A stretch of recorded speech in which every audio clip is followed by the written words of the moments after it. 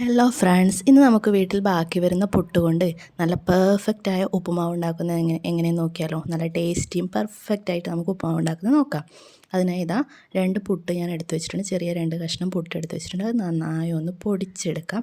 പൊടിച്ച് ഉപ്പുമാവിൻ്റെ പരുവത്തിൽ നന്നായി പൊടിച്ചെടുത്തിട്ടുണ്ട്. നന്നായി പൊടിച്ച് കഴിഞ്ഞിട്ടുണ്ട്. ഇനി നമുക്കൊരു ചട്ടി അടുപ്പത്ത് വെച്ച് ചട്ടി നന്നായി ചൂടായതിന് ശേഷം അതിലേക്ക് ആവശ്യത്തിന് വെളിച്ചെണ്ണ ചേർത്ത് കൊടുക്കാം. വെളിച്ചെണ്ണ തന്നെയാണ് ഉപ്പുമാവിന് നല്ല ടേസ്റ്റ് ഉണ്ടാകുക.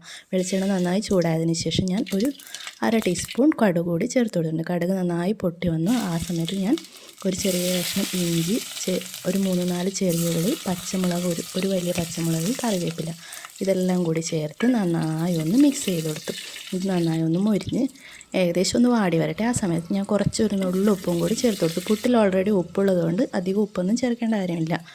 ഇനി അതിലേക്ക് ഒരു നുള്ള് മഞ്ഞൾപ്പൊടിയും കൂടി ചേർത്ത് കൊടുത്ത് നല്ലൊരു കളർ കിട്ടാൻ വേണ്ടിയാണ് മഞ്ഞൾപ്പൊടി ചേർത്ത് കൊടുക്കുന്നത്. എല്ലാം കൂടി നന്നായി ഒന്ന് മിക്സ് ആയതിന് ശേഷം നമുക്ക് പൊടിച്ച് വെച്ചിരിക്കുന്ന പുട്ട് അതിലേക്ക് ചേർത്ത് കൊടുക്കാം.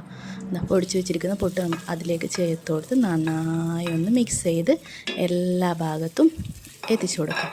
നല്ല മഞ്ഞ നിറം വരുന്നത് വരെ അത് നന്നായി ഒന്ന് മിക്സ് ചെയ്തെടുക്കുക. കുറച്ച് വെള്ളം കൂടി ചേർത്ത് കൊടുത്ത് എല്ലാം കൂടി നന്നായി ഒന്ന് മിക്സ് ചെയ്യാം. വെള്ളം കൂടി ചേർത്ത് എല്ലാം കൂടി നന്നായി മിക്സ് ചെയ്ത് നല്ലൊരു ടേസ്റ്റ് കിട്ടും.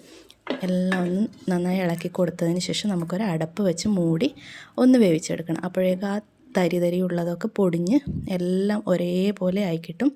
നന്നായി ഒന്ന് പൊടിഞ്ഞിട്ടിട്ടുണ്ട്. ഇനി നമുക്കതിലേക്ക് കുറച്ച് ഗ്രീൻ പീസ് വേവിച്ചത് അത് വേണമെങ്കിൽ ചേർത്താൽ മതി. ഗ്രീൻ പീസ് ഒരു ചെറിയ നാരങ്ങയുടെ ഒരു ഭാഗം പിഴിഞ്ഞെടുത്തിട്ട് അതിൻ്റെ നീരും കൂടി ചേർത്ത് കൊടുക്കുന്നുണ്ട്. അത് ചേർത്താൽ ഒരു നല്ലൊരു ടേസ്റ്റ് കിട്ടും. പിന്നെ കുറച്ച് ഒരു പൊടി മല്ലിയില കൂടി ഞാൻ മുറിച്ചത് ചേർത്ത് കൊടുക്കുന്നുണ്ട്. എല്ലാം കൂടി ഇനി ഒന്നും കൂടി നന്നായി ഒന്ന് മിക്സ് ചെയ്ത് കൊടുക്കാം. വളരെ എളുപ്പത്തിൽ എന്നാൽ നല്ല ടേസ്റ്റിയായ ഒരു ഉപ്പുമാവ് നമുക്ക് പെട്ടെന്ന് റെഡിയാക്കിയെടുക്കാം. ഇനി പുട്ടൊക്കെ ബാക്കി വരുന്നുണ്ടെങ്കിൽ നമുക്ക് അയ്യോ വേസ്റ്റ് ആയല്ലോ എന്ന് വിചാരിച്ച് കളയേണ്ട കാര്യമൊന്നുമില്ല.